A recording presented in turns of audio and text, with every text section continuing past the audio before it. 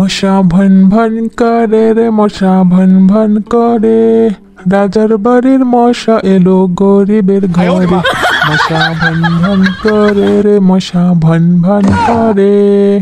যাক, নাচটা মনে হয় ভালোই হয়েছে, কিন্তু কেউ তো এখানে নেই দেখার। নিজের প্রশংসা নিজে না করলে কে বা করবে।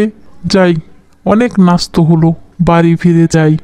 গিন্নি আবার ঝাড়ু হাতে নিয়ে বসে না থাকে, গেলেই তো বুঝতে পারবো। তাড়াতাড়ি যাই, দেরিতে গেলে আবার মার খেতে হয় নাকি কে জানে। এরপরে শিয়াল বাড়ি ফিরে যায়, কিন্তু বাড়িতে গিয়ে দেখে যে বউয়ের অবাক করা কাণ্ড। এ কি গিন্নি, কি হলো? গোলামের ঘরে গোলাম, তুই আবার কথা কস? খারো আইসকো গোলাম। ওরে বাবারে, খাইছি রে, পালাই পালাই। এরপরে শিয়াল দৌড়ে দৌড়ে হাঁপাতে হাঁপাতে একসময় একটা মাঠে গাছের কাছে থেমে যায়। বাবা, জোর বাচ্চা বেঁচে গেছি। আর একটু হলেই গিন্নি আমার ঘাড় মোটকে দিত। যাক, এখানে একটু জিরিয়ে নেওয়া যাবে। এরপরে শিয়াল সেই মাঠে গাছের কাছেই শুয়ে পড়ে। কিরে, বইয়ের তারা খেয়ে এলি বুঝি? কে কথা বলছে এখানে? কে? আরে আমি আমি সাতজন্যি, হে হে হে হে হে। শাকচুন্নি? সেটা আবার কি? এই শোন, আমি আমার বউকে ছাড়া আর কাউকে ভয় পাই না, বুঝেছিস? দূর হয় এখান থেকে। কি বলিস? তুই তো আমাদের এই সাতজন্যি জগৎকে সবাইকে অপমান করে ফেললি রে। তোর তো আমি ঘাড় মটকে দেব। আইসে গার মটকাইতে।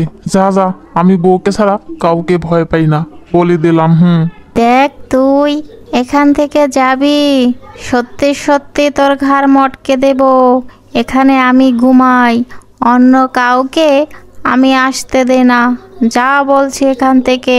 আচ্ছা বাবা, ঠিক আছে ঠিক আছে, যাচ্ছি। আমিও চাই একটু শান্তি মতো ঘুমাতে, কিন্তু আর হ্যাঁ, আমি আমার বউকে ছাড়া আর কাউকে ভয় পাই না। আরে যা শালা, বউয়ের পাগলা, যা। এরপরে শিয়াল সেখান থেকে চলে যায়। উর, কোনো জায়গায় শান্তি নাই, বাড়িতে শান্তি নাই। আসলাম একটু গাছের নিচে ঘুমাতে, তাও সেই ডাইনির উৎপাত।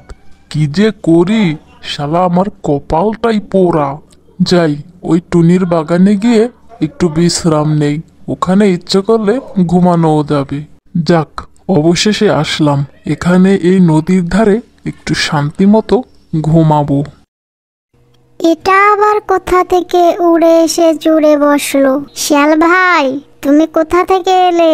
আর এখানেই বা ঘুমাতে এসেছো কেন? আমি তো এখানে ঘুমাই। টুনি ভাই, আমাকে একটু শান্তিতে থাকতে দে ভাই, আমার আর অশান্তি ভালো লাগে না।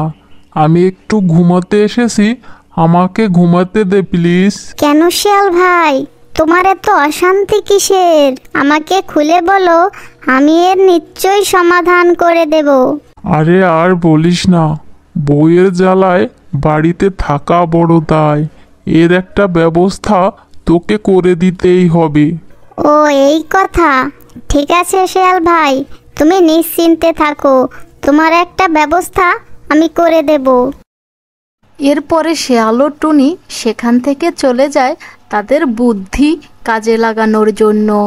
শিয়াল টুনির বুদ্ধি মতো অনেকগুলো ফল কিনে সে মাথায় করে বাজারের দিকে যায়। আর বাজারে গিয়ে সে ফল বিক্রি করে এবং ফলের জুসও বিক্রি করে। সে ভালোই লাভবান হতে থাকে। শীতের দিনে ফলের জুস খুব একটা বেশি বিক্রি না হলেও খারাপ হয় না।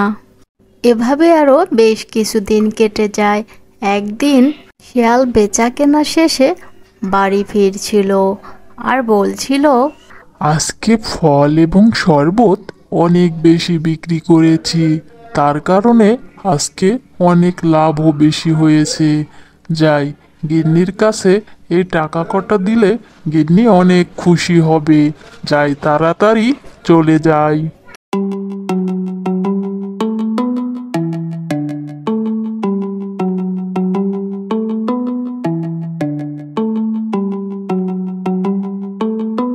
শিয়াল টাকা নিয়ে বাড়িতে চলে আসে আর এসে তার গিন্নিকে ডাকতে থাকে। গিন্নি, ও গিন্নি, তাড়াতাড়ি বাইরে আসো, দেখে যাও, তাড়াতাড়ি আসো গিন্নি। আরে কি হয়েছে, কি এরকম ষাঁড়ের মতো চেঁচাচ্ছ কেন?